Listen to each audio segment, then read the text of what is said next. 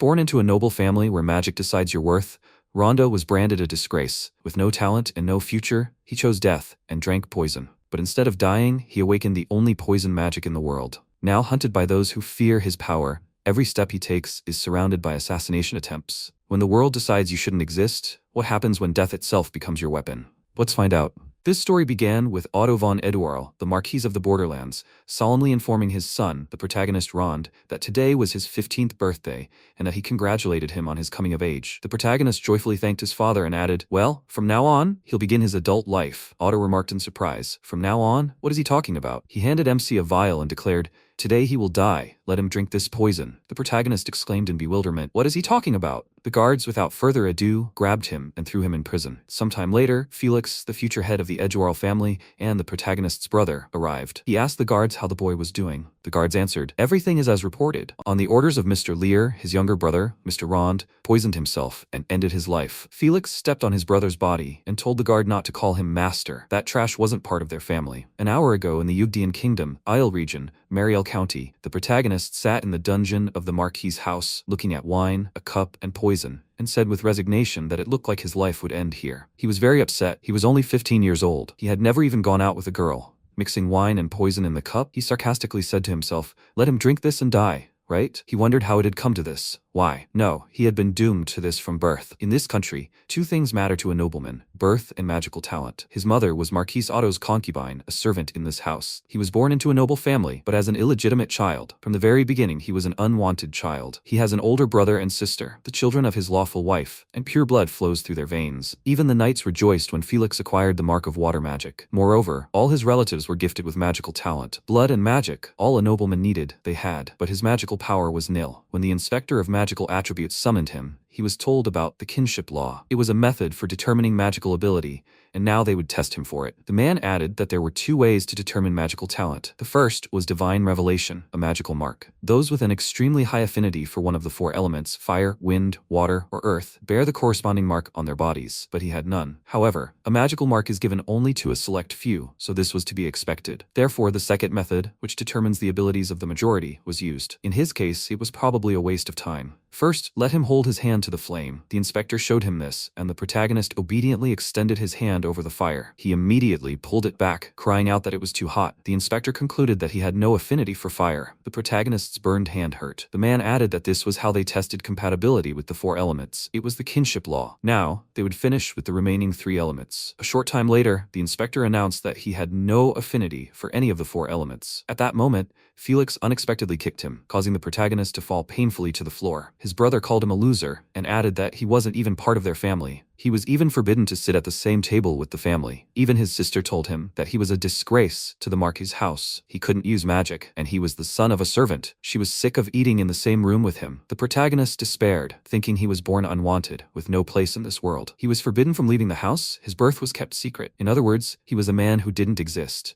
And yet, he wasn't killed. He was allowed to live. At first, he thought it was out of his father's kindness. While Otto, the head of this house, showed him mercy, he hoped that one day he would be accepted into the family. This faint hope sustained him for 15 years. He endured, despite contempt, hatred, and disgust. The answer was poison. The protagonist looked at the poison and realized his father had shown no mercy. As a Marquis of the Borderlands, he couldn't kill a relative, even an illegitimate one. It would have been shameful. His father simply wanted him to end his life of his own free will when he came of age. For this reason alone, for the sake of noble pride and reputation, for 15 years, he'd been kept in this house like cattle. The protagonist cursed several times in despair and drank the entire poison in one gulp. He set the cup down on the table and was surprised to realize that nothing was happening to him. Instead of surprise, joy followed. So it wasn't poison? Suddenly, he began to shudder and twist so violently that he felt his eyes would pop out of their sockets. Then, the protagonist suddenly felt an insane heat, his back burning painfully, and then everything began to itch. He wondered what was happening to him. Suddenly, everything vanished, and only something warm could be felt on his back, something emitting a faint glow. A system voice informed him that he'd learned poison magic and was now neutralizing the poison in his body. A short time later, the voice informed him that it was complete. The weakening poison was now available. The MC listened to himself in surprise and thought in bewilderment. Poison? Magic? He remembered the knights seeing the water magic mark on Felix's back, and wondered if he, too, had developed something. Taking off his shirt, he realized that his suspicions were confirmed. A poison magic mark adorned his back. The protagonist wondered why it was on his body. As the inspector had told him, the first step to mastering magic is contact with it. But the kinship law cannot detect magical abilities outside the 4 elements. Outside magical systems, that's it. Therefore, he himself hadn't known about his abilities. His predisposition was poison. He wouldn't have known this if he hadn't drunk the poison. The protagonist chuckled and thought, not burning, not shooting, but poisoning. Thanks to his father for that choice. The protagonist thought happily, his life isn't over yet, but how can he escape now? There's no time. He doesn't know when they'll come to inspect his body. Even if he defeats the guards, the estate is full of patrolling guards. If he was spotted, his entire family would try to kill him. Everyone in this family was a magical genius. He'd be killed instantly in a fight. Even with poison magic, he could only use a slow-acting weakening poison. He wouldn't be able to deal with them. He took a deep breath and thought, it was all useless. He saw no way to escape. Suddenly it occurred to him. Escape, weakening poison. That's it. If he couldn't escape, he'd leave the room openly. Only he didn't know if it would work, but it was his only chance, and he had to do it now. When Felix came to check on his body, the protagonist lay motionless, not breathing. His brother stepped on him and said he thought Rond would pretend to drink the poison and try to escape. Had he missed? Well, now the filthy blood that shamed their house was finally gone. He was about to leave, but stopped and took another long look at MC. He didn't like his face. It was too calm for someone who had died in agony. It irritated him. He wasn't pretending to be dead, was he? Felix activated his magic sign and, summoning water magic and a blade cannon, sent a powerful stream of power at the protagonist. Now his entire body was covered in wounds and abrasions, but he still showed no signs of life. His entire body was bleeding. Felix noticed no change. It looked like he really was dead. The boy ordered the guards to take the body to the common cemetery, along with his mother's ashes.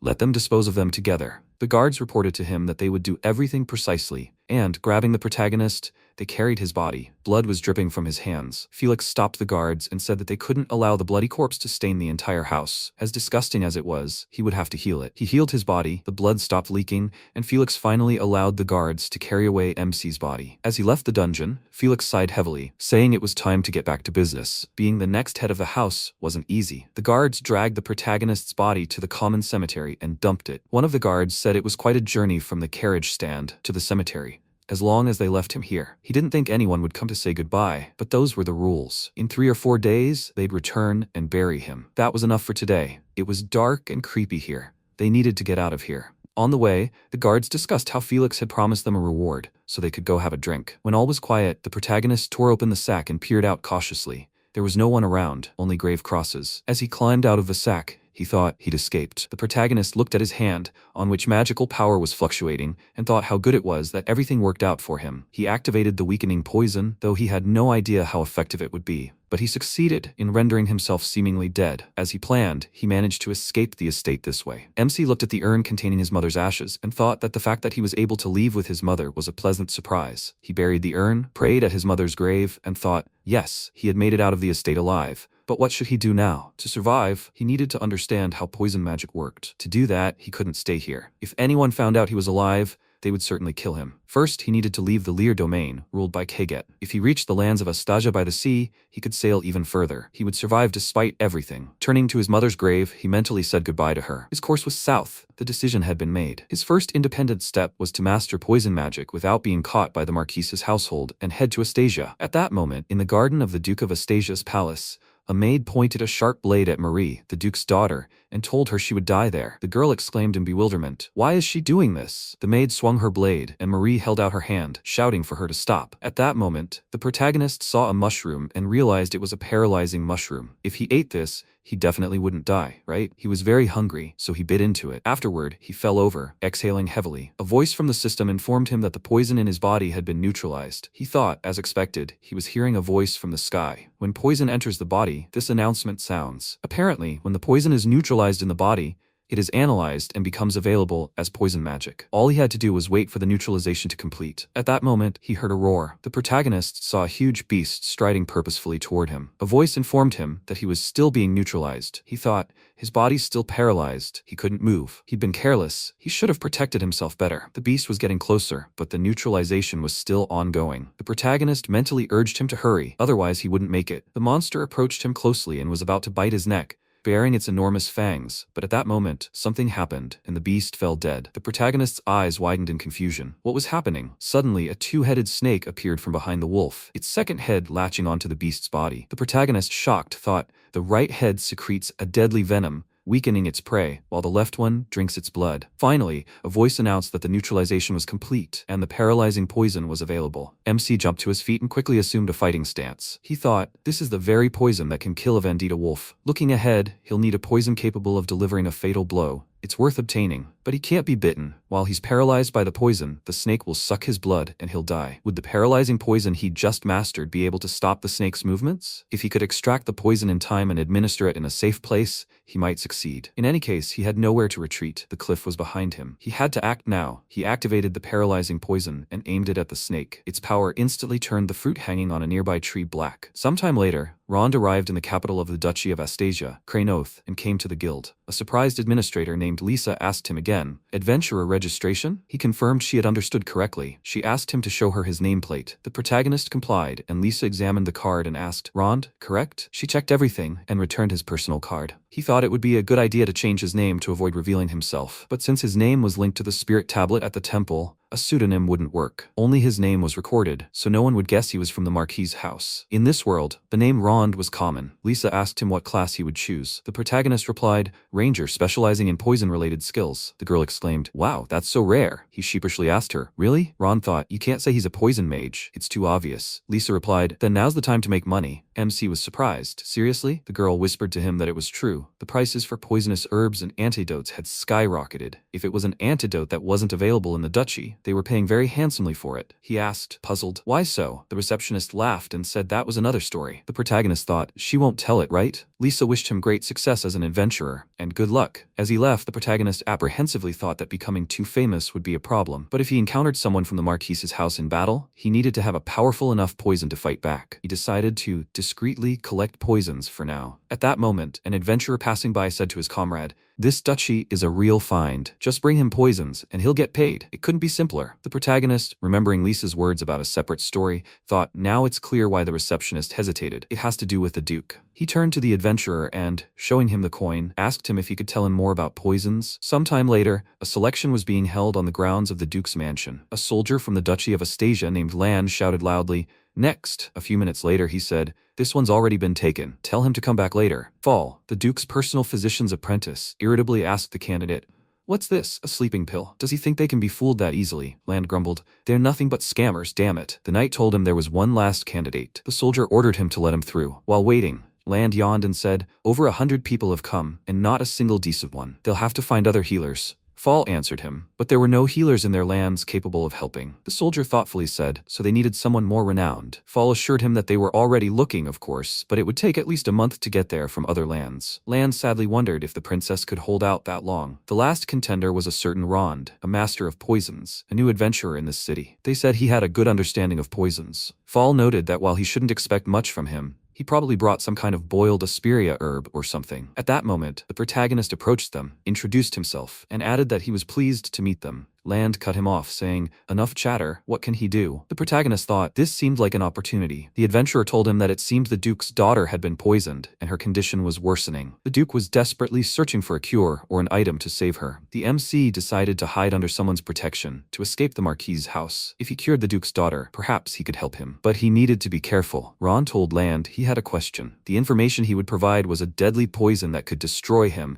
if he didn't keep it secret. If he could cure the Duke's daughter, could he count on the Duke's house's protection? The soldier thought in surprise. Another swindler? Trying to inflate his value, huh? He replied that he couldn't promise him anything, but everyone's love for a child is the same, so would that do? The protagonist said yes, that would be enough for now. Then, have them prepare someone on whom he could test his poison. When the criminal was brought to them, the protagonist activated his skill, and the man fell to the floor, shuddering. "It hurt so much." Land exclaimed in surprise. "What's going on? He was healthy just now." Fall, closely monitoring the criminal's condition, said he'd seen him do something, but what exactly? The bound, paralyzed criminal was making inarticulate sounds. Land threateningly asked the MC what his goal was. He didn't know what his trick was, but if he wanted to sell this poison, he'd buy it from him. The protagonist replied, as he'd said from the start, that he demanded safety in exchange for an antidote for the Duke's daughter. The soldier said that was impossible. After such a suspicious trick, he wouldn't let him see the princess. The protagonist retorted, then he'd show proof he could cure her. But if they saw it, they'd become accomplices. Were they willing to do that? Land and Fall looked at his serious and determined expression in bewilderment. The soldier became embarrassed and said amicably, "Is he putting on airs again? Let him show his trick, if Fall doesn't mind." The doctor's apprentice assured him everything was fine. The protagonist took off his shirt and turned his back on them. Land hastened to say that he was not a professional to look at such things. Fall stared at MC's back and exclaimed in surprise, "A magic symbol, but a dragon form." He'd never heard of such a thing. The protagonist touched the criminal and activated the antidote magic, weakening poison. The magic symbol on his back glowed brightly, and Land exclaimed in bewilderment, "Did the dragon's face move?" The criminal, alive and unharmed, sat down on the floor and said with relief, "He's saved." He thought his end had come. Land laughed in amazement and exclaimed, "This is incredible." Ron told him he possessed a non-magical system and wanted to be of use as soon as possible. Could he meet the Duke now? Land complied, and the protagonist met with Duke Thaden von Astasia. The man looked at his symbol and mused. The dragon form of the magic symbol, as he had been told. The Duke added that he had been told he possessed poison magic. He should tell him more about it. The protagonist replied that he could control the poison he had once ingested himself. He was also capable of neutralizing the poisons he had mastered. Thaden chuckled and said the poison used to kill his daughter remained on the attacker's knife. If he took it, could he cure Marie? The protagonist replied, "Most likely, but he had only recently awakened to this power and didn't know his limits." Thaden thought with displeasure, uncertainty. But if other healers were unreliable, at least this one had a chance. He asked Rhonda, and he wanted the protection of their house? The protagonist answered him, "Exactly. Let him allow him, despite his impudence, to openly tell him who he was." The Duke, having listened attentively to his story, said, "I understand. He not only possessed a non-magical system, but was also a member of the Marquis Edouard's house. So he was asking them to risk a feud with the Marquis's house?" The protagonist was a little upset at his answer. He thought it would be bad if he refused. Out loud, he said, "No, that's not it. It's enough for them to shelter him temporarily. As soon as he gains power, he'll leave the country so as not to cause them any trouble." The Duke thought hard. The protagonist worriedly wondered if he'd answered correctly. One wrong move, and he could be handed over to his family, or even executed as a dangerous carrier of poison magic. Finally, after a long silence, Thaden said, "All right, he'll take care of him. So let him save his daughter, cure Marie. He's probably the only one capable of that." The protagonist looked at him with relief and assured him that he'd do his best. Land gave him a blade and said, "Here's the knife used to attack Lady Marie." The poison on the blade had already dried, but it was still there. MC answered, he understood. First, he'd take the poison the usual way. He'd likely pass out, so he'd be grateful if they carried him to his bed. Land assured him not to worry. There was a guest room for him, and they'd put him there. The protagonist looked closely at the blade and wondered if this poison, which no one had been able to neutralize, was really safe to take. When he'd consumed the blood serpent's venom and mastered the deadly poison, it had been extremely painful. He didn't know what level of poison his body could withstand, so ingesting a powerful poison was always a risk. If the poison from this knife was several times stronger than the lethal one, he could die before he could neutralize it. But if he retreated now, no bright future awaited him. He had come here from Felix, from his father, from the Marquis's house, to be free. The protagonist resolutely licked the blade. Land called out to him, but Ron had already fallen to the floor, clutching his neck, feeling suffocated. The system informed him that the poison had begun neutralizing in his body. The protagonist was convulsing, gasping for breath. The soldier anxiously asked him if he was okay. The protagonist croaked a reply that he was fine. The neutralization was still ongoing. Suddenly, he began to bounce, hitting a cabinet, causing dishes to fly off and shatter. He was contorted so violently that he couldn't stand the light. Land was shocked by what was happening to him, and only pleaded with him to hold on. MC felt the voice's words about neutralization last an eternity. When he awoke in bed, the system informed him that the poison neutralization was complete. The beautiful wedding skill was released, and the target's condition became available for analysis. Mastery of powerful offensive poison-type magic. Healing with weak poison is applied, and the poison is now available for use. The protagonist looked in surprise at his bandaged hands and uttered what a disgusting poison they brought to kill the Duke's daughter. This poison is from a dragon species that only appears once every few years. It was dangerous. The dragon was a special kind of monster, one that no one had ever defeated. The power of such a creature's poison was on a whole other level. One wrong step and he could have died, but he survived again. Rising from his bed, he noticed that his body was still trembling, and they had changed his clothes. How long had he slept? At that moment, the door to the room opened and Land entered, who addressed the protagonist by name with relief. MC looked at him resolutely and said, "Quick, to the lady." The Duke told him he had slept for quite a long time, 3 days. The protagonist replied, "Please forgive me." The poison was much stronger than he expected. Leading him to his daughter's room, Thaden asked him if he could neutralize the poison. Rond confidently answered, "Yes, no problem." Before the door to Marie's room, the Duke told him that he, a poison specialist, was their last hope. He should do everything in his power. The protagonist replied, expect good results. When they entered Marie's room, the dupe took his daughter's lifeless hand and told her to hold on a little longer. He looked at MC and said he was counting on him, but any suspicious movement and he would mercilessly use magic. Rond calmly replied that he understood and would keep it in mind. After asking Thadden for forgiveness, he approached the girl's bed and examined her carefully. His assessment revealed her name, Eagle Crest, wind magic, health status, poisoning with weak poison, and vital signs, 543. The protagonist thought he could see her status. It must be a dragon skill acquired from the poison. Her body was shrouded in orange light. Most likely, she had been given gradual healing magic to prolong her life. But in this state, she wouldn't last long. She would definitely die. But he wouldn't let that happen. He resolutely extended his hand over the girl's body, thinking that the poison on the knife was from a dragon species called the purple dragon. Only green dragon venom could neutralize it. Creating an antidote for a purple dragon, which no one had yet defeated, was theoretically impossible, but he would do it now. Ron began to chant a spell about the poison contained in the breath, flowing through the body like a river. Let it absorb much magical power. He placed his hand on the girl's arm to strengthen it, and called upon the antidote magic of dragon venom. He began to shake,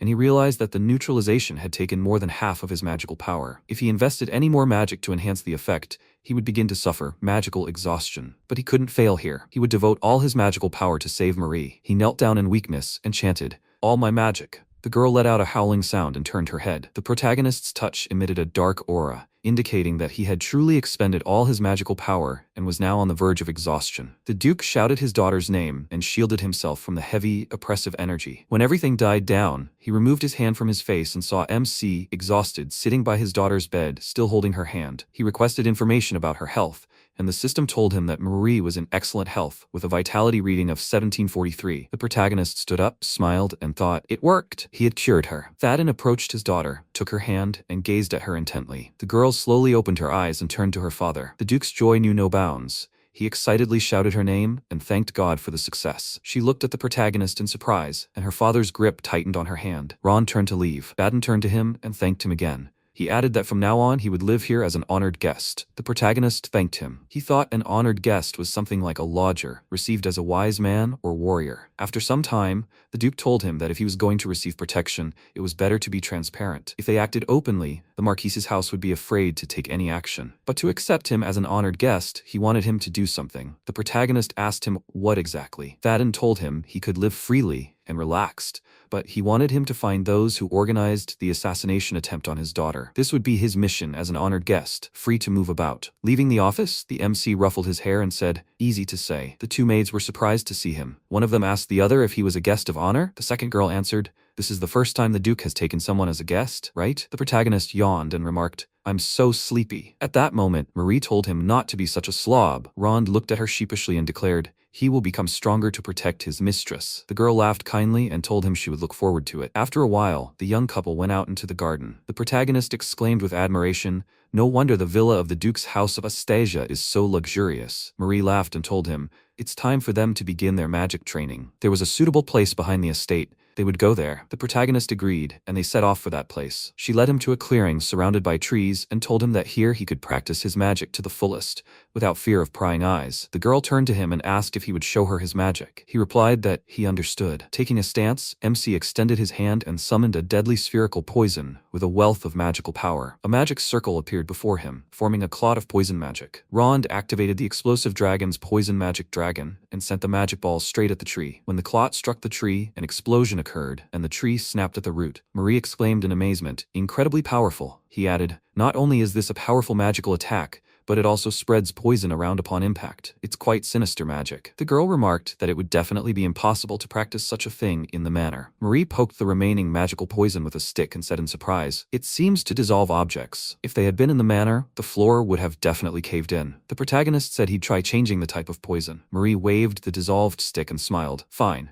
Let him do whatever he wants, as much as he wants. The protagonist did as he wished and continued training. He tried various methods, and the girl watched his every move closely. Then she remembered his words about becoming stronger and protecting her, and her cheeks flushed with embarrassment. MC noticed her state and asked her if something was wrong. Marie, completely embarrassed, told him everything was fine. Getting her emotions under control, she asked him if he'd already cast 10 spells, and his magic hadn't run out yet. He replied that it was true and that he could continue. The protagonist added that strong poisons drain a lot of energy, but the ones he'd used now were weak poisons. Marie asked him curiously, "What are weak poisons?" They usually didn't use that much magic. Even 10 fireballs would cause magical exhaustion. The protagonist laughed and remarked, "Is that so? So he has a large reserve of magical power, huh?" He remembered, regarding his magic reserves, how he'd once seen Felix practicing using a water ball through the window. When his brother hit the target, the knights exclaimed in delight, "A hit!" His sister turned to Felix and asked him to let her try it. He then wondered if he had magical talent. Marie looked at him intently and asked what would happen if he used the most powerful poison. The protagonist, torn from his memories, first looked at her in bewilderment, then answered,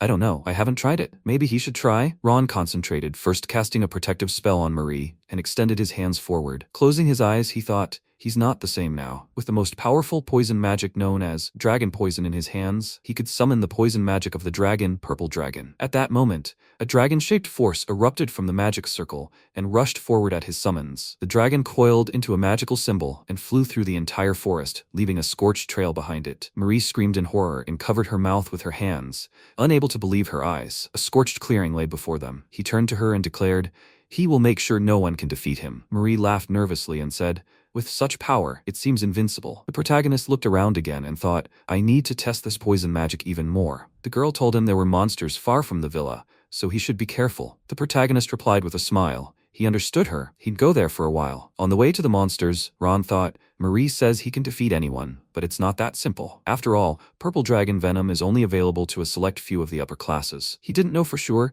but the blade they tried to kill the girl with must be worth an astronomical amount. If someone willing to pay that kind of money hired an assassin, they'd be a formidable opponent. And if people from his father's house found him and he had to fight his brother and sister, they wouldn't give him time to cast a powerful spell like Purple Dragon Venom. So he needed to better understand the intricacies of his magic and learn to control it. And that took practice. Suddenly, 3 goblins crossed his path. All 3 had excellent health, 2 had 12-12 life force, and 1 had 15-15. The protagonist summoned a poison ball and a weakening poison and attacked the opponents. An explosion occurred, and the goblins' bodies were covered in dark spots. Activating the evaluation, he realized their strength had decreased by 9, indicating they were poisoned. One of the goblins fell dead. The protagonist thought the poison effect gradually reduced their strength until death. The damage rate was approximately 1 life force per second. At that moment, an enemy attacked, but MC managed to cast poison defense and deactivated the enemy's arrow, summoning a poison ball and a weakening poison. A powerful blow struck the goblin, and his stats showed he was on the verge of death. The protagonist noted that this time, his strength had decreased, but there was no poisoning. Clearly, the poison ball deals physical damage on impact. Poisoning as an additional effect is random.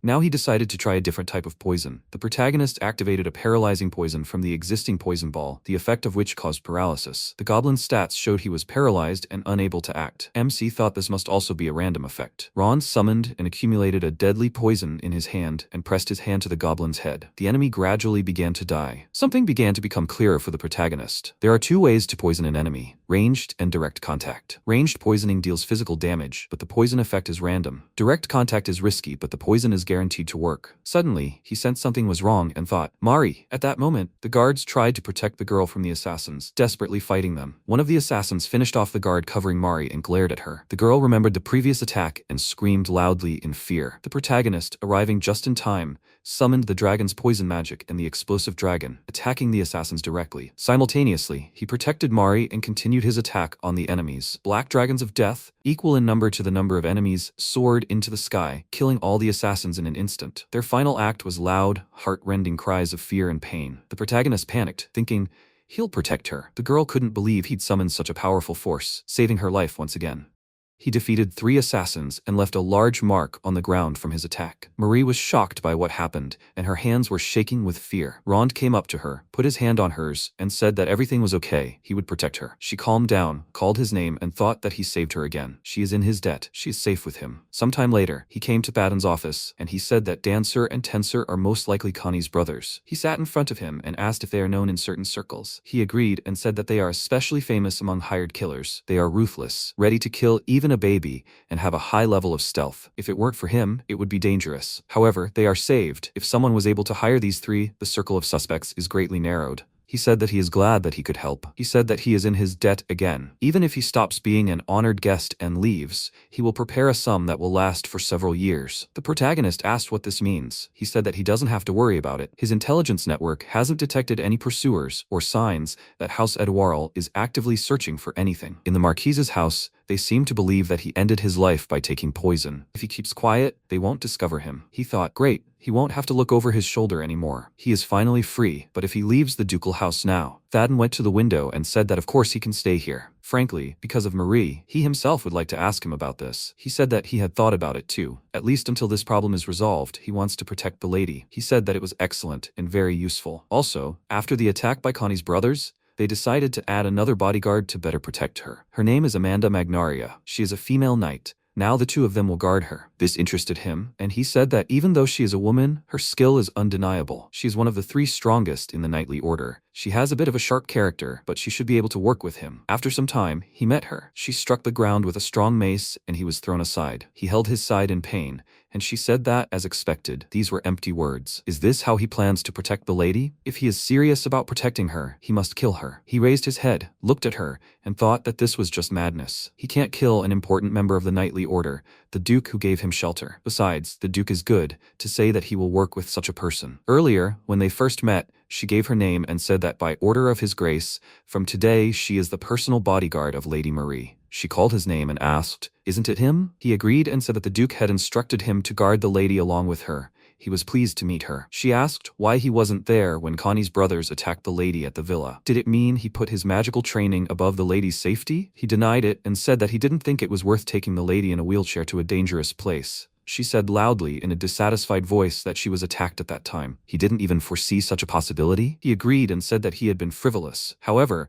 at that moment, he was still just an honored guest. She didn't listen to him and asked loudly, so what if he was a guest? After all, he had promised to protect the lady. He remembered everything Marie had said, and she had said loudly that protecting meant putting your life on the line. Does he have such determination? Does he know what the most dangerous thing is when carrying out a task? She raised her mace and said that it was necessary to act together with someone who lacked determination. She would test whether he was fit to protect the mistress, his skills and determination. She pointed her hand at him and used fire magic, an explosion. MC looked at this in surprise and wondered if she also knew magic. He jumped aside and thought that it would be dangerous if something like that hit. He didn't have time to finish his thought because an explosion occurred behind him, which hit him. Amanda, with a serious expression on her face, said loudly that this was the training grounds of the knightly order, so he did not have to hold back. She was surprised when she saw a ball of energy flying out of the dust cloud that rose after her attack. He pointed his hand at her and used the skill Poison Ball, Deadly Poison. She ran her hand over the mace and used the skill Attribute Imposition. She struck with the mace and with the help of this magic dispersed his poison ball. He was surprised by this and thought that his spell was neutralized. She ran up to him very quickly, swung her mace and asked loudly, "What happened?" She struck the ground very hard, released this energy of hers and asked loudly, "Is that all?" She noticed that he was not in the place of her attack and turned around abruptly. She noticed him, hit him with the mace, and said loudly that this was too weak. This was completely insufficient. She was about to say something about his determination, but she felt pain. Blood started flowing from her mouth, and she asked, "What did he do?" Ron threw off his burning cloak. Blood was flowing from his shoulder, and he said that he injected the poison directly. She is now infected with a deadly poison. In 50 seconds she will die. The system notified that the health status was poisoned by a deadly poison. Health points 50 out of 85. She looked at him and said, "So that's what poison magic is." He asked her to stop and said that he could neutralize the poison. She asked, was he suggesting that they beg for mercy from the enemy? Such poison is nothing to her. She took out a small stone and squeezed it in her hand. He thought that the magic healing stone, a one-use item, was too expensive. He was seeing it in person for the first time. It worked on Amanda, her health points were restored, and he thought that the poison had disappeared. The magic stone not only removes status effects, but also restores health points. How much does it cost? She offered to continue, but they looked away when they heard Marie ask what they were doing here. She immediately knelt before her, and he asked if she could stand. She said that her legs were already fine, but that was not the main thing. She sharply raised her voice and asked how her bodyguards could quarrel with each other. She said that it was not a quarrel, she was testing his resolve. She said that then they should shake hands, as a sign of reconciliation. They looked at each other with a slightly displeased look and still shook hands. She was glad about this and asked, now they should live in peace, okay? She demanded an answer, and they simultaneously agreed. She said that so, father wants to talk to them. It seems he found out who is behind the attempt on her. They came to the office, and Tadden said that they determined who is behind the attempt on Marie. The protagonist asked, is it true who dared to attack the lady? He said that the name of the specific person has not yet been established, but the main instigator is the Marquis of Greenwich. One can only hope that this is not the idea of the Lord himself. Amanda asked why he did it. He stood next to her and said that the Marquis is attacking a member of the ducal house. If he acts carelessly, it can split the kingdom. He thought about it and said that now, perhaps, a poisonous threat will hang over him too. More precisely, he is not important. In case of danger, he wants them both to protect her. Marie, looking worried, said that he should not say such ominous things. MC asked what was going on. He said that a major factional struggle was currently raging in Yugdia. In short, he and Greenwich were fighting over different approaches to the same political strategy. He asked why they were sure that House Greenwich was the instigator. Thaden said that this was discovered thanks to the reports of their spies embedded in their ranks. Moreover, here is the knife that was used to first attack her. This type of knife is not produced or sold in the lands of Astasia. It can only be found on the black markets in certain parts of the Marquis of Greenwich's territory. He said that he understood that no matter what happened, he would protect the lady. Amanda, looking serious, said loudly that a person without determination would not cope with this task. She takes responsibility and will protect the lady even at the cost of her life. They looked at each other with dissatisfied expressions, and he said that he relied on both of them. They had to work together. First, there was a celebratory party next week in honor of her recovery. Many guests were expected. It was a celebration, and he didn't want it to be overshadowed, but they had to be on guard. Sometime later, when the day of the celebration arrived, Rond went out into town in different clothes to hide his appearance and thought about choosing a gift. Earlier, Amanda had asked loudly, "Is this a celebration in honor of the lady's recovery?" But he hasn't prepared a gift. He said that he had to be by her side as a bodyguard and had no time to go shopping for gifts. She showed him a small, decorated box and said that she had already prepared her gift. He was surprised by this and asked when she had managed to do so. She reproachfully said that neglecting the holiday under the pretext of work was low. In Astasia, everyone is required to give gifts. The lady is really looking forward to it. He was nervous and was about to say something about this, but she sighed and said that one bodyguard would be enough until the evening holiday. He must find something before then. Currently, he was walking through the city and thought that it was easy to say this. However, what could he even give? By the way, he borrowed this hat from Land to hide his face, but it seemed to only attract attention. He cannot compete with the nobles in price, but he is also inferior in appearance. What should he do then? His attention was drawn to a salesman who called out to a passing boy and asked if he wanted to try his luck. He sold magic stones for just a silver coin. The boy called the owner and asked if there was a poisonous dragon magic stone among them. This intrigued him even more, and the salesman said that, with luck, maybe so. These were only stones that hadn't been identified in the dungeons. There were two reasons why this one hadn't been identified. Either it had too little magic to use, or it contained very complex magic that modern technology couldn't detect. If he drew the second option, he would wield S-level magic, the kind possessed by great mages. Besides, a poisonous dragon wasn't just a dream. Rond approached him, called the old man, and asked if he'd ever seen anyone draw a winning option. The salesman, with a broad smile, said that a merchant who talked about customers quickly went broke, so he couldn't say. The guy standing next to him said thoughtfully, "In other words, it's like a lottery without winning." He said with a smile that he wanted to take it. He had to show it to him closer. The merchant continued to smile and said he could choose any stone. He looked at the stones with a grin and thought that if he couldn't compete on price or appearance, such a gambling gift wasn't a bad option. He asked if he could look at the stones in that box. He put his hand in the box with the stones and asked which one he should choose. He was a little surprised and thought that for a moment his back seemed to warm up. Maybe this was a sign to choose what he was holding now? He pulled out a small stone, smiled, and said he would take it. The seller asked him for a silver coin for it. The guy standing next to him called him and asked why he chose this ugly stone. There were more beautiful options after all. The protagonist agreed with a small smile and said that it was unsightly, and they shoved it into the far corner of the box. Maybe it's because it looked like no one needed it? It's like him. He started to leave, apologized, said goodbye, and said he had to hurry. The guy laughed at his words and thought it was such a beautiful darkness. Later in the alley, the guy killed the merchant, looked at the magic stones, called the owner, and said it wasn't his fault. He's the kind of person who loses his head at the sight of beauty. When the celebration began, Marie stood in front of the guests and said that she was grateful to everyone who had come, especially for the celebration in honor of her recovery. She was surprised by this incredible number of guests. MC worked as a waiter and thought he hoped that everything would be okay,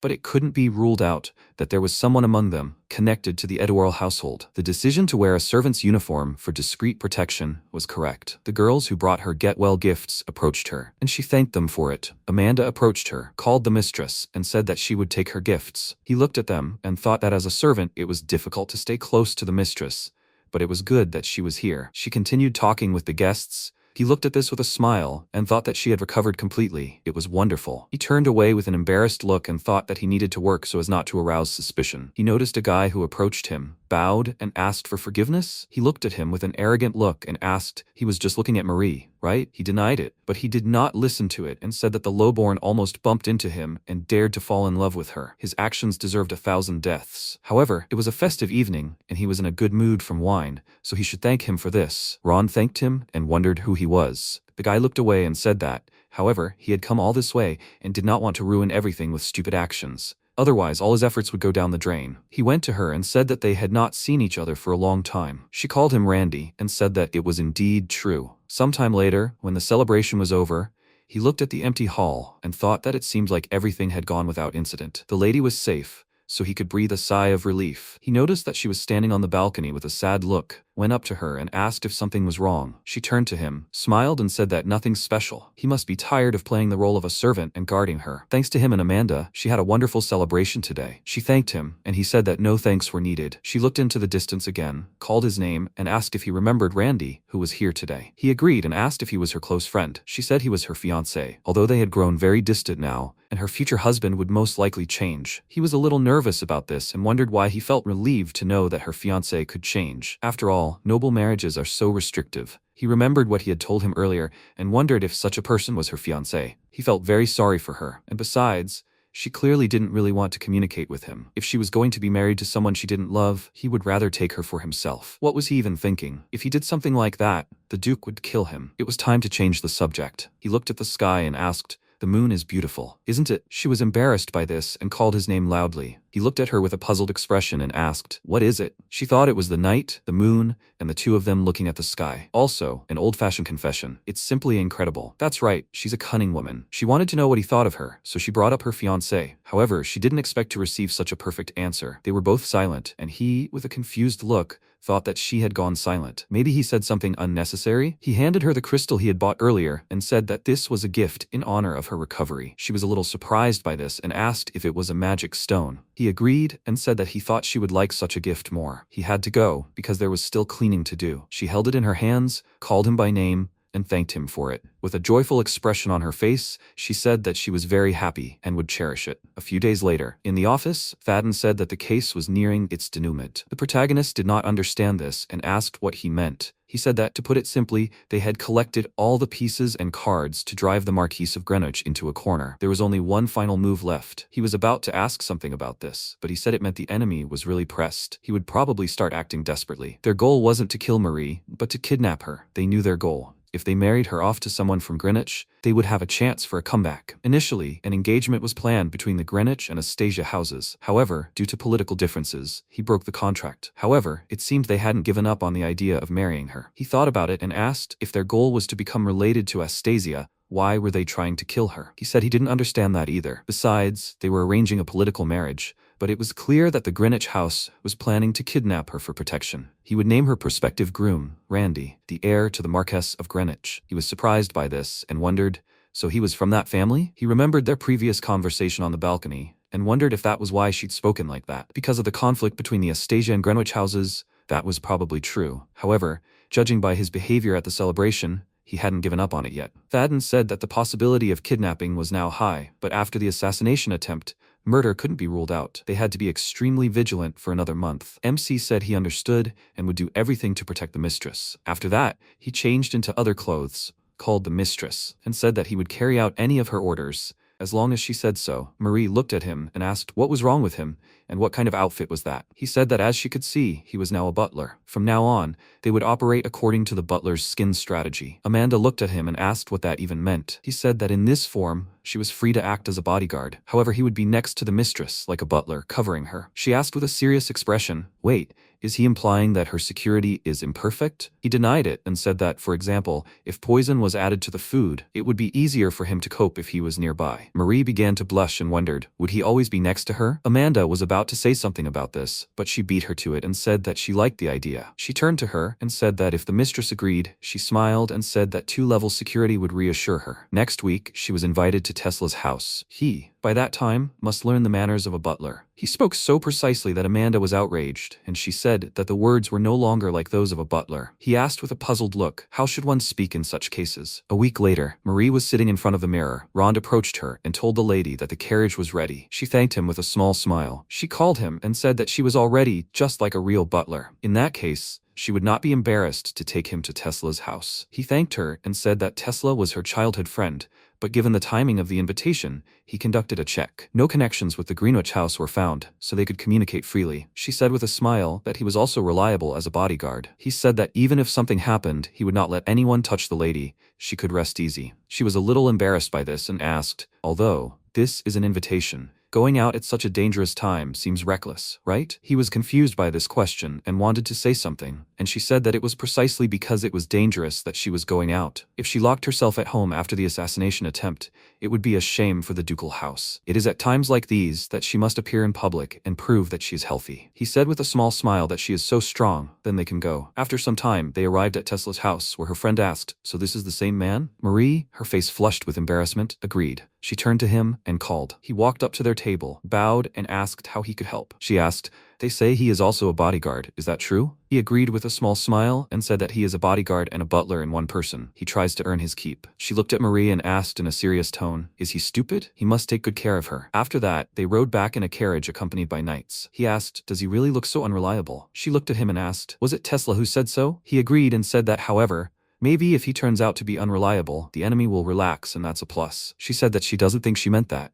He said that, however, she doesn't need to worry about properly protecting the lady. She asked with a slightly worried expression. She was glad, but this is still part of his job as an honored guest, right? Suddenly, the carriage stopped, which surprised them very much. She loudly called his name, and he stood in front of her and calmly said that everything was fine. She should not leave him. He wondered, was it an attack? However, it was quiet outside. He looked out from behind the door and thought that if this was an attack, the others would have already started fighting. He was very surprised when he noticed that Amanda and the others were already defeated, along with the horse that was pulling the carriage. He loudly called her name and wondered what happened here. The guy he met when buying the magic stone was standing on the roof, and he created a magic circle. He guessed what was about to happen, grabbed Marie, and jumped out at the last moment before the explosion. He hit his back hard on the ground, but remained conscious. They continued to fall. He held her hand and loudly said that she should not let go of his hand. They almost reached the ground and he used poison magic, shell, and thanks to this, they were able to carefully descend from a great height. He called her and asked if she was okay. She agreed with a surprised expression and said that poison magic is very convenient. The protagonist said that this spell makes poison semi-solid for a moment,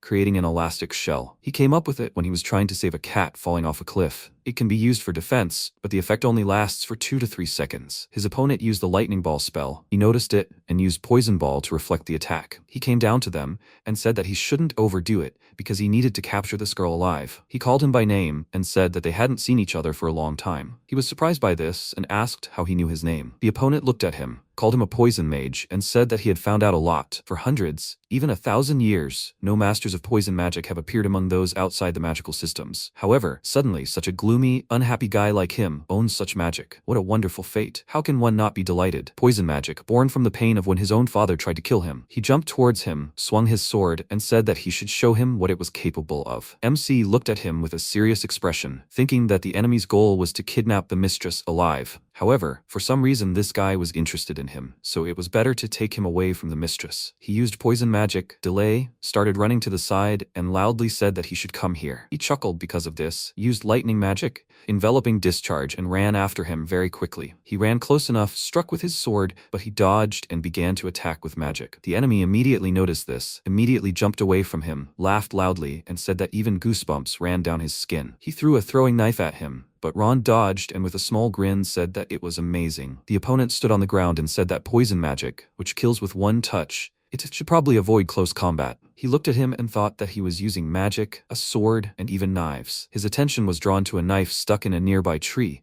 and he thought that the maid had attacked the mistress first. However, investigation revealed that the maid was only following orders. An ordinary person could not have drawn a knife laced with purple dragon venom. He began to guess and loudly asked, was it him who handed the knife to the maid and organized the attack on the mistress? At that moment, his opponent used lightning magic, a lightning strike. Because of this attack, he fell to the ground, and he said with a small smirk, "A bullseye. He was a good man. He survived such a blow. He always makes those he kills remember his name before finishing him off. He must listen carefully. His name is Alrech." He held a knife to his face and said that he should remember this well and go to the next world. Let his name thunder in the afterlife. Marie, looking worried, loudly called the protagonist's name. He sat in front of him and said that he was tasked with taking her alive. She understands what this means, right? He doesn't care what condition she is in, as long as she is alive. He walked towards her, but his attention was caught by a large fireball flying towards him. He jumped to the side, but at that moment 4 more fireballs appeared next to him. Amanda directed the fire into her mace, jumped towards him, and struck the ground very hard. Albert managed to jump aside,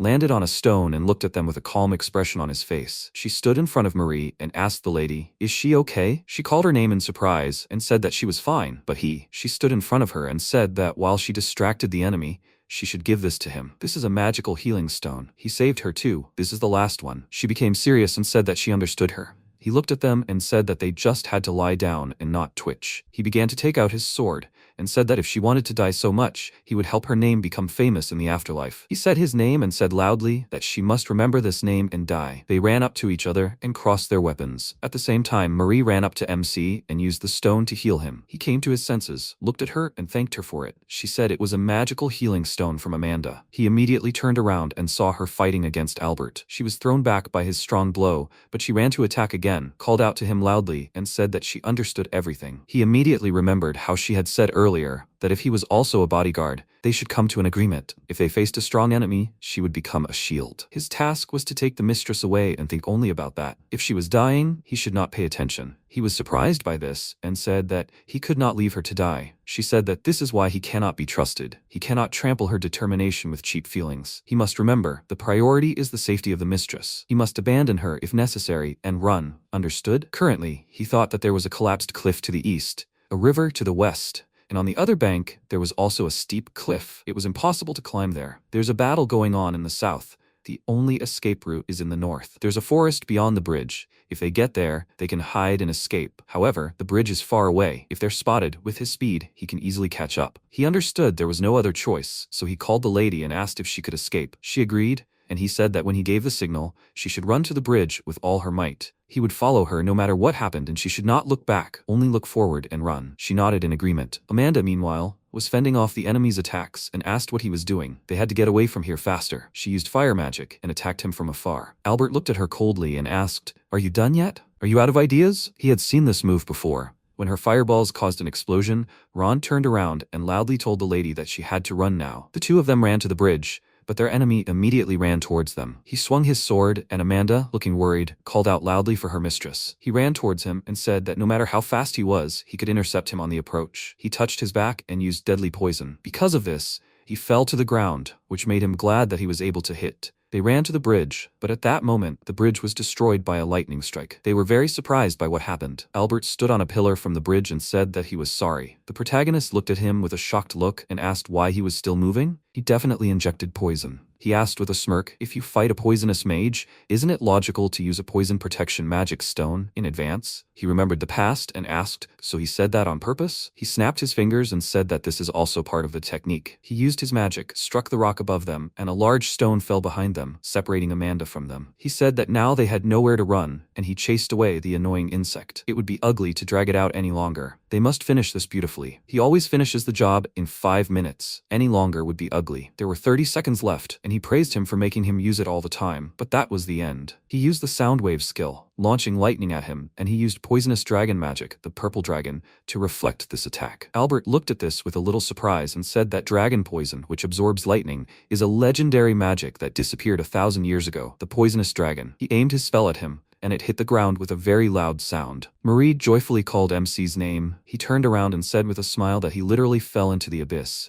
He'll go check it out. It's dangerous because of the collapse, so she should stay here. She agreed and said he should be careful. He walked to the place he'd recently attacked, looked into the crater, and said that even if he survived, there was no escape. He's a dangerous mercenary. If this was Greenwich's doing, the lady was in even greater danger. Albert stood on a rock nearby and said that worrying about his position and deflecting the dragon's trajectory at the last moment was terrible. He turned sharply to face him, sounding shocked, as if he was about to ask something. He looked down at him and said he wasn't cool at all. He used the Lightning Island skill and released a large bird of electrical energy at him. He looked at it with a frightened expression and thought that he had overextended his magic and couldn't counterattack. Marie jumped towards him and called his name loudly. She hugged him and suddenly, before the attack hit them, something in her purse released a very bright energy, and they both disappeared. Immediately after that, they They found themselves in an unknown place. He came to his senses and asked where he was. What is this place? He began to look around and called out loudly for his mistress in a worried voice. He noticed that her skirt was torn and he called out loudly for her again. She came to her senses, sat up and said with a smile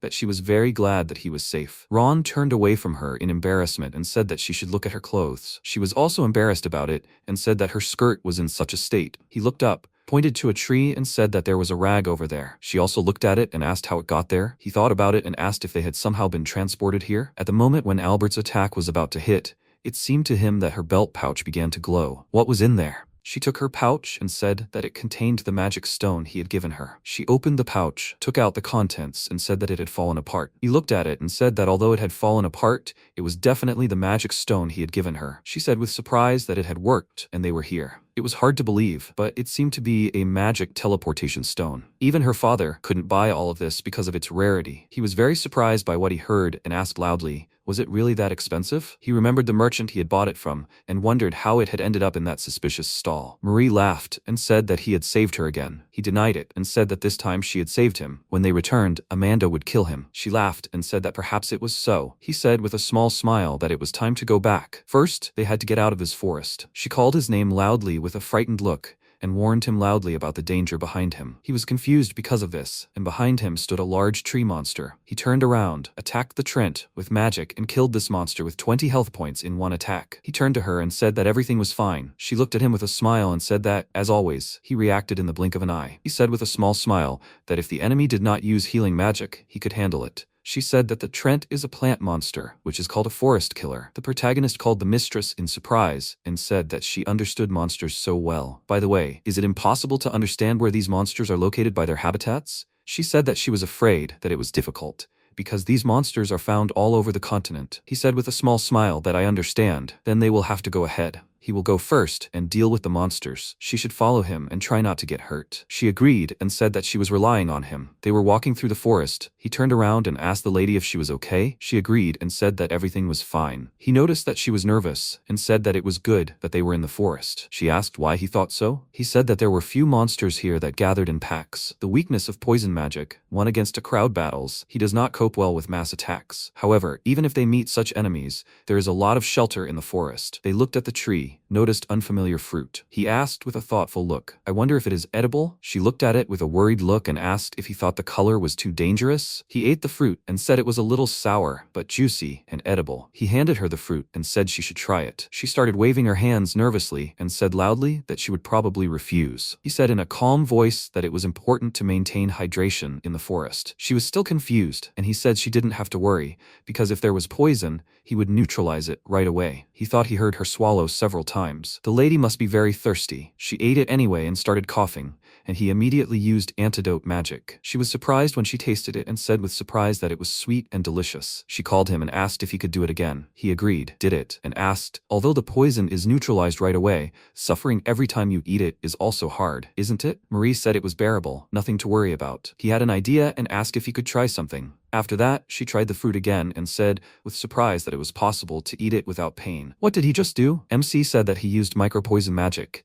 It dilutes the poison, turning it into medicine. In simpler terms, it's like healing magic for poisons. Now it's safe to eat. She said that she wanted to eat some more. After that, they went on, and he thought that the grass was tall and the view was poor. They heard some sounds, looked up and saw a large insect. He created a magic circle, loudly called out to the mistress, and said that she should move away. He used the poison wall skill and shielded her from this monster. She said that he should be careful. It was a bee soldier. The bite of this monster paralyzes with poison for several hours. He said with a slight grin that poison was his element. She agreed and said that, however, this monster was what poison magic feared. It was a monster that attacked in a swarm. He became worried when even more monsters arrived and said that the most unwelcome enemy had appeared. Many of these bees flew in their direction, and he used a poison ball with deadly poison to attack from afar. Marie called out to him loudly and warned him of danger to the left. He continued to fight off the monsters, and she continued to warn him of danger. The monsters were angry about what was happening, and he was surprised and thought that there were more of them. The bees were about to fly over the wall, but he attacked with magic and asked, do they think he'll let them pass? He looked around and thought that there were too many of them. He wouldn't have time. If you use deadly poison for an instant kill, you need time to prepare the magic. Weakening poison is weaker, but it can be quickly released in series, which is more effective. However, even this magic can't handle all the monsters. However, he won't let them attack the mistress. He loudly said that they should come here. The monsters attacked him, began to sting, and he screamed loudly in pain. Marie was very worried about this and loudly called his name. He used deadly poison on a group of monsters and said that he would not lose to poison. He continued to attack the crowds of flying bees with poisonous balls,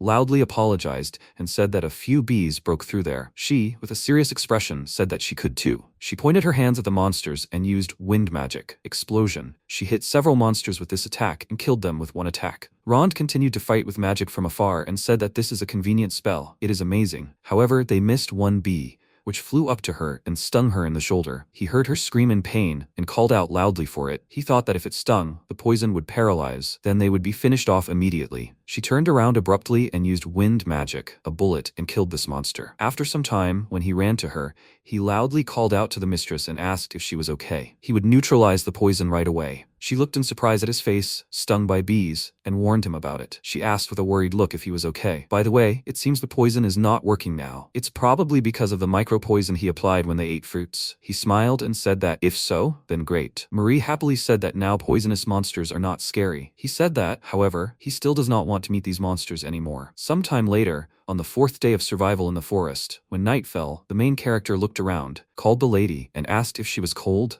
Marie looked at him and replied, "No, everything's fine." Rond thought about how bearable it was during the day, but cold at night, and looked at her. The protagonist asked Marie, "I suppose this life is new to her, right?" He added that she was the only daughter of the Duke of Astasia, and she was probably taken care of, and she didn't want for anything. MC remembered how she had spent those 4 days eating poisonous fruits and getting stung by bees to satisfy her hunger and thirst, sleeping without a bed, right on the ground. The protagonist noted that she hadn't complained once and was holding her ground. He looked at her and asked her to say anything, whining, complaining, since there was no one around anyway. Ron suggested she take everything she was enduring out on him. Marie quietly said, "Complain." She smiled and said she was having fun. The protagonist looked at her in surprise and asked, "What, having fun?" He added that they don't know how to get out of the forest and how this could be. The lady looked him in the eyes and replied, "Because she's with him." Ron glanced at her and thought, "Seriously, really?" The girl smiled and told him that she had never had such an experience, and everything was so new. The protagonist smiled back and noted that Lady Marie was truly strong. He added that if something happens, laying everything out is the enemy of beauty. Marie thanked him. MC saw how she was shaking from the cold and said, "It's still a little cold." He put his jacket on her and asked her to put this on. The lady was surprised and thanked him. She thought about how warm it was,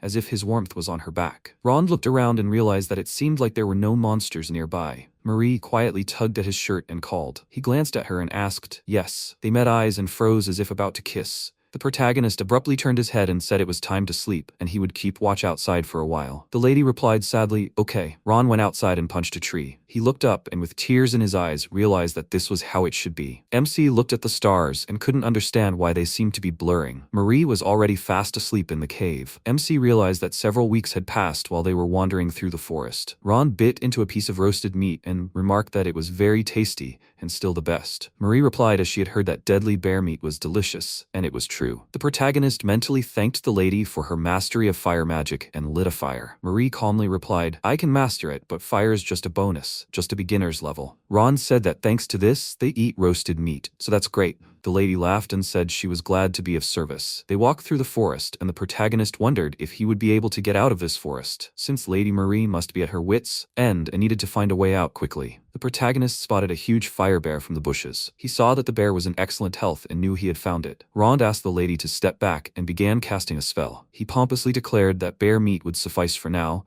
and released a deadly poison ball. The fire bear completely lost its HP and was dead. Rond thought for a moment and asked the lady if she had heard voices along with the monster's roar. Marie, perplexed, asked again, "Voices?" They stood silently for a while and listened. The lady replied that she could hear but could not make out what they were saying and asked, "Are those human voices?" "Yes." The protagonist suggested that she go check. MC asked her to be careful as they didn't know if they were friendly and noted that the sound was coming from above and definitely human voices. He thought it might be another mercenary like Alrech. Marie, her eyes shining, told him that this was the first contact with humans in a week and that he couldn't miss the chance, right? Ron saw that Miss Marie looked exhausted and that it was worth taking a risk and trying to make contact. He agreed with her and began climbing the wall. Marie shouted that she wanted to do the same. MC ordered her to hide here until he checked if it was safe. The protagonist climbed up and saw a huge bear looming over the girl. He immediately thought that this girl was being attacked. Rond began casting a spell, as he needed to help now, and whether she was friendly or not would come later. He realized that from this position, the poison ball could also hit the girl if the poison spread. MC noted that direct contact was too far away. The protagonist saw the bear begin to rage and realized he was running out of time. He'd have to risk it and fire a poison ball. Rond heard Marie casting a spell behind him. Wind magic. Bullet. She pushed the bear aside with the wind and shouted that it was his turn to take over. The protagonist turned to the bear and said, "Yes, sir." He fired a poison ball at it, a deadly poison,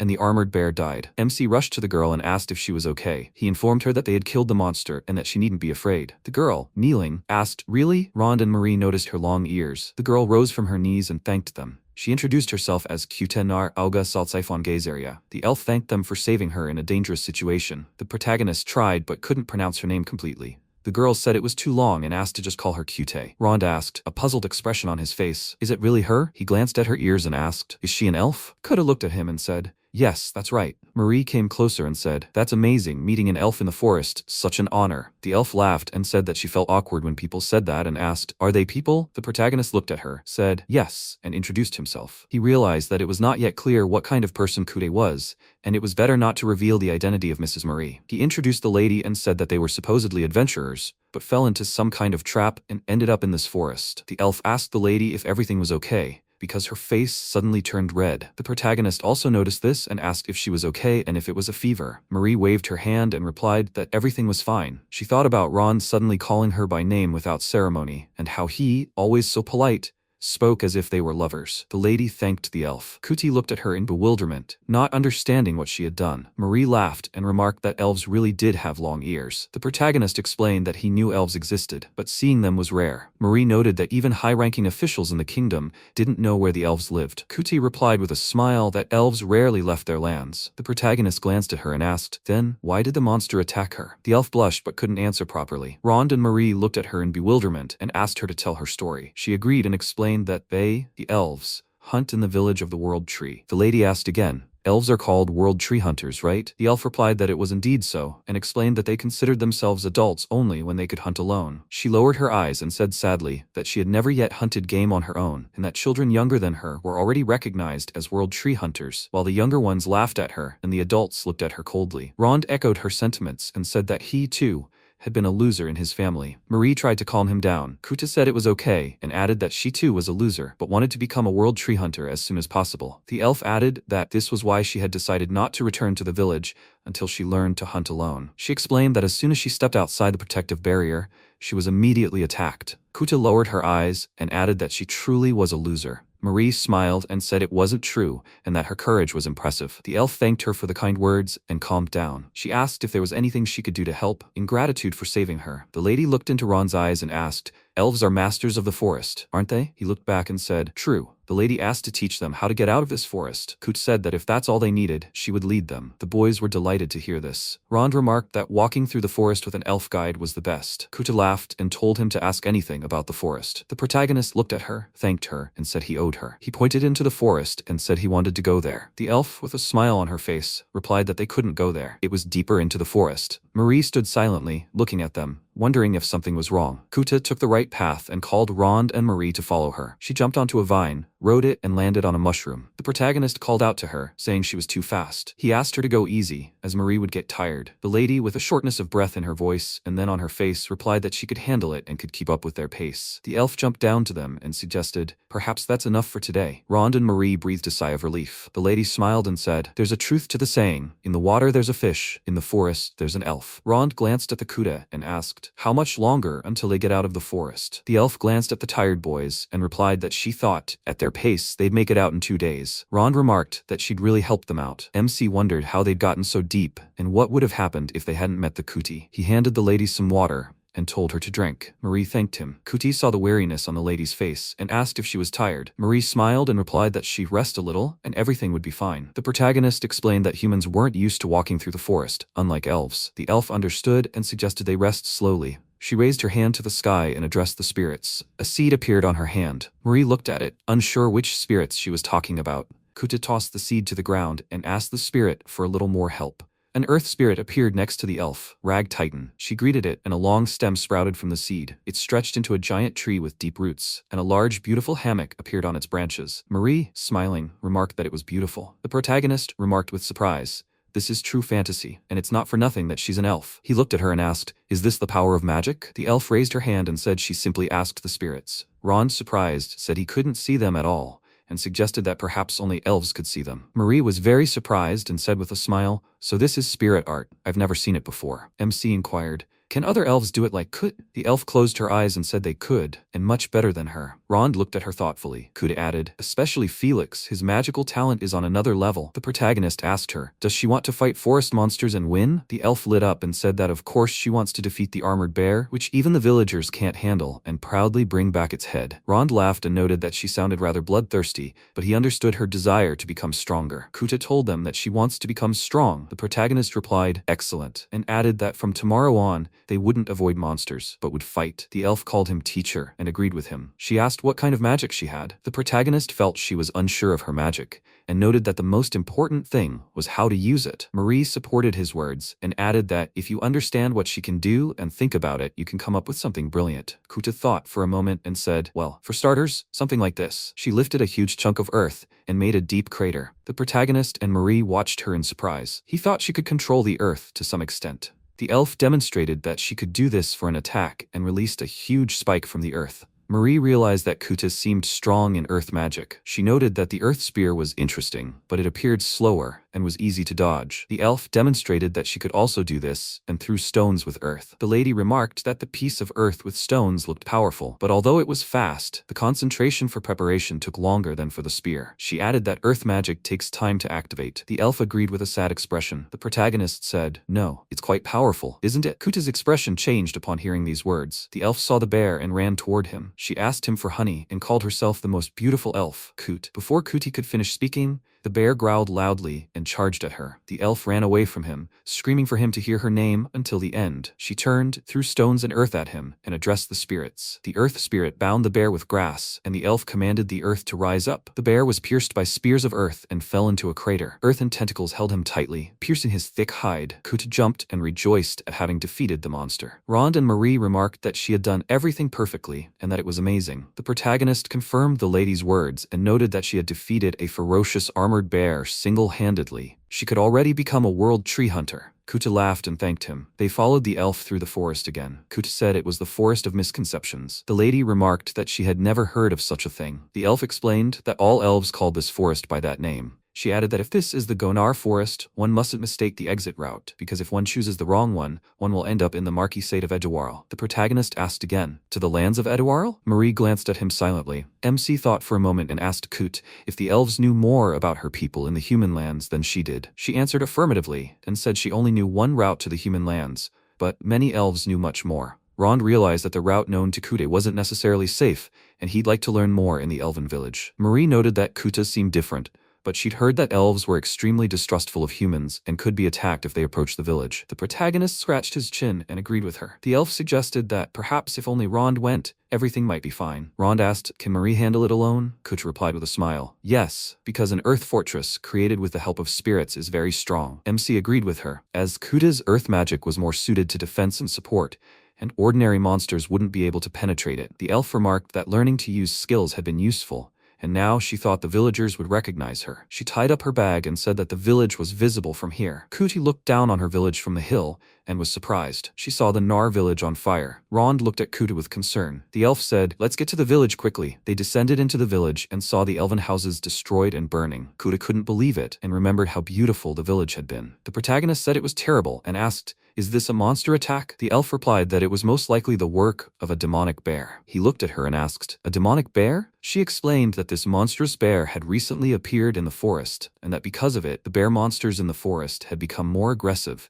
and even the elves were having a hard time dealing with them. The elves saw her and asked what she was doing. They added that she had only just left the village, and she was already dragging people here at such a time. The elves held out their hands and told the human to leave and not dare enter their lands. Coute stood before him and pulled the armored bear's head out of the bag. She asked him to wait for them and told him that he had saved her life and that thanks to him, she had gotten ahead on her own. The elf looked at the armored bear's head and couldn't believe that Coute had done it herself. He stretched his hands out in front of him again and said that she was deceiving them. The elf said that she was the elder's daughter, and yet she had led people to the settlement anyway. He angrily asked what she was thinking. MC asked again. Coute, the elder's daughter? The protagonist heard behind him. Yes, that's right. The elder replied that Coute was his sweet daughter. He asked in a rough voice if he had touched her. Had he? The elder added that otherwise he would kill him. Rond froze in place and forced out, of course not. He added that he had a lover. The elder thought about his words and hugged his daughter. He told her with a smile how much he missed her. Coute apologized to him for leaving without asking. The protagonist watched them silently from the side. Coute's father asked if she was hurt or hungry. The elf replied that she was fine, but the village? Rond looked at them with his mouth open. The elder added that he calmed down after hearing he had a girlfriend. He said his human name would be Ul and told them to call him that. All added that if Rond called him father-in-law, he would certainly kill him. The protagonist silently looked at the huge elf. The elder explained that the village had suffered from a monster attack, and, unsurprisingly, the appearance of a human had made everyone wary. He suggested they first move to a house on the outskirts of the village. Ul asked if he had a companion and offered to invite her too. He added that they would listen to his story there. They headed to a house on the outskirts, and the protagonist explained everything to him. Owl listened and replied that naturally he knew a lot, and simply, he knew where they should go and where they shouldn't. Rond and Marie looked at him and listened attentively. He added that the kingdom was not united, and that if they went to an undesirable place, trouble would await them on the return journey. Ul made his offer. He would show them a safe path out of the forest if they helped them defeat the demon bear. He added that they said that when the bear monster became more aggressive, the demon bear was behind it, and they, as guardians of the forest, could not ignore it. Ul asked him, his magic is non-magical, right? The protagonist glared at him and remained silent. Marie was surprised that the elves were asking a human for help. The elder replied that they would not ask an ordinary person. He added that usually, as soon as the Coute brought a person, they would have been riddled with bullets and asked, "Do you know why that didn't happen?" Ul explained that Rond was blessed by spirits. The protagonist asked in confusion, "Spirits?" The elder explained that since ancient times, those who wield non-magical magic have been beloved by the spirits, and that such people are special to the elves. He added that, seeing the spirits around him, the villagers decided he was a good person. MC asked the elf, did she see them too? Coute smiled and answered, yes. Marie understood why she thought Rond would be fine. The elf apologized for leaving her alone. Marie glanced at the protagonist and suggested he accept the owl's offer to help with the monsters. He looked at her and said it was dangerous and he would go alone. The lady pouted and said with displeasure that she didn't want to wait alone any longer and would go too. Rond explained to her that they didn't know what kind of monsters would be there and recalled how the bee soldiers had broken through. Marie smiled sweetly and said that poison magic's weakness was crowd control. She quipped, "Wouldn't her wind magic be useful?" The protagonist looked at her silently, displeased. The mistress asked the elder how the monster hunt would proceed. All explained that to protect the village and hunt, they had divided into teams of 3 or 4 elves, hunters and defenders. He told Rond that he wanted him and his team to join the hunters. The elder added that it would be difficult to immediately work well with the elves, so what about the position of a free squad? The mistress smiled and replied that she understood. The protagonist remained silent and looked at her. Ul explained that Zill's team would soon depart as a second group. He added that this would be a good time to question Zill about the monsters while they were halfway through. Rond and Marie approached the team and said they were pleased to meet them. The elves looked at them disapprovingly and wondered why they needed humans. They explained that the bear monsters had become incredibly powerful, so they needed to be careful. Zill asked if this was enough information for them and said they were heading that way. He then asked, "What about them?" The protagonist suggested going in that direction and seeing. He wanted to see how they were fighting the monsters. The elves turned and headed toward the forest, saying, "Do whatever you want." Coute felt ashamed and said, "Ugh, Zill isn't cute at all." The protagonist smiled and noted that he had at least told the bare minimum. The protagonist remembered Ul's words about Coute joining Rond's team and supporting them. Rond was surprised that Ul had sent Coute to the hunting party. The elf replied that her father was an elder and didn't single out his family. She suggested that he must be terribly worried right now. Ul was very worried about his daughter and constantly wondered if she was okay. Marie, with a smile on her face, suggested that they deal with the monsters quickly so that he could calm down. The protagonist smiled and supported her idea. The elf heard a bear's roar from deep in the forest and guessed that Zill and his team must have already encountered the monsters. The protagonist took Marie by the hand and said, "Let's go." He saw 3 armored bears standing before the small elves and offered to help. Coute said, "No, they can handle those." Zill released the wind spirit from his hand, and parts of the bear's body began to fall off. Marie noted that his wind blast was incredible and many times more powerful than hers. Magroa released the water spirit and hit the huge bear in the head. She clenched her fist, and water gathered around the bear's head in a huge drop, and it began to choke. Zill saw a 3rd bear running toward him. He glanced at the protagonist and thought, "Look, a human." The elf placed his hand on the ground and said, "This is how elves fight." Zil loudly cast a spell. Fire. The large bear roared loudly and burst into flames right before the human's eyes. The protagonist saw the elves fighting the bears. Zil looked around pompously and glanced at the humans. Coute gave him a thumbs up and told him he was awesome. Marie remarked that he wasn't called a genius of spiritual magic among the elves for nothing, and this was a complete victory. Rond watched them silently, his expression dissatisfied. The elf waved at Rond and said, "Humans can't do that, right?" He added, "Then get out of their forest." The protagonist saw the elven warriors fighting with spiritual magic and realized that the powers of destruction were on another level. The protagonist couldn't understand what kind of demonic bear was defeating such elves.